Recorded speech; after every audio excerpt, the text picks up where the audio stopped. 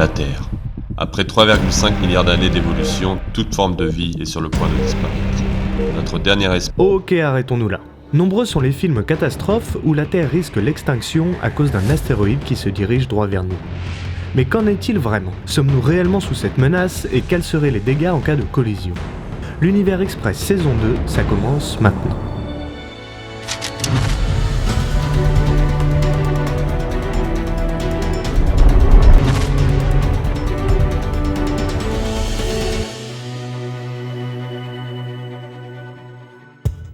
Afin de mieux évaluer et communiquer avec le grand public sur les risques de collision d'un astéroïde avec la Terre, les astronomes utilisent l'échelle de Turing afin de déterminer si un astéroïde comporte des risques pour nous et notre planète.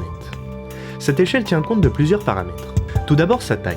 À partir d'une cinquantaine de mètres, il y a des chances que l'objet ne soit pas désintégré dans l'atmosphère et vienne percuter le sol, causant des dégâts plus ou moins importants.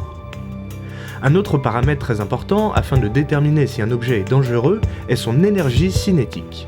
Comprenez l'énergie qui découle de sa vitesse. Plus un astéroïde ira vite, plus il causera de dégâts. Le dernier paramètre pris en compte est sa probabilité de venir heurter la Terre. Cela dépend bien entendu de sa trajectoire. Beaucoup des plus gros astéroïdes circulent pour le moment entre Mars et Jupiter.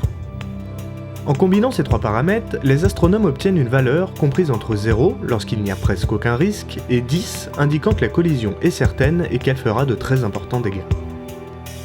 Aujourd'hui, environ 1900 objets, toutes tailles confondues, sont surveillés de près car estimés potentiellement dangereux. Cela ne veut pas dire qu'ils se dirigent actuellement vers la Terre, plutôt qu'ils se baladent dans le quartier et qu'ils méritent notre attention. Mais alors, sommes-nous réellement menacés ? Pour le savoir, il faut se fier aux statistiques. Des objets entre 5 et 10 mètres entrent en collision avec la Terre environ une fois par an. Bien que déjà puissants, ils se désintègrent quasiment complètement dans l'atmosphère. Une fois par millénaire, un géocroiseur d'environ 50 mètres vient percuter la Terre. Le dernier ayant eu lieu en 1908, en Sibérie, où un astéroïde aurait explosé très proche du sol, à une distance comprise entre 5 et 10 km d'altitude. L'explosion a brûlé une forêt sur 20 km de diamètre et l'onde de choc aurait été ressentie jusqu'à 1000 km de distance. Les objets de plus d'1 kilomètre rentrent quant à eux en collision en moyenne une fois tous les 500 000 ans.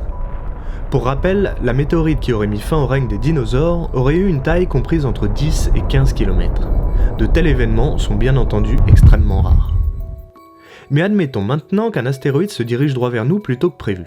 Que pouvons-nous faire ? La NASA et l'ESA sont actuellement en train de travailler sur la mission AIDA, qui consiste à envoyer un petit vaisseau se cracher sur un astéroïde avec suffisamment de vitesse pour qu'il dévie ce dernier. Bien entendu, cela ne marchera qu'avec des astéroïdes relativement petits, tant la puissance nécessaire pour dévier un astéroïde est importante.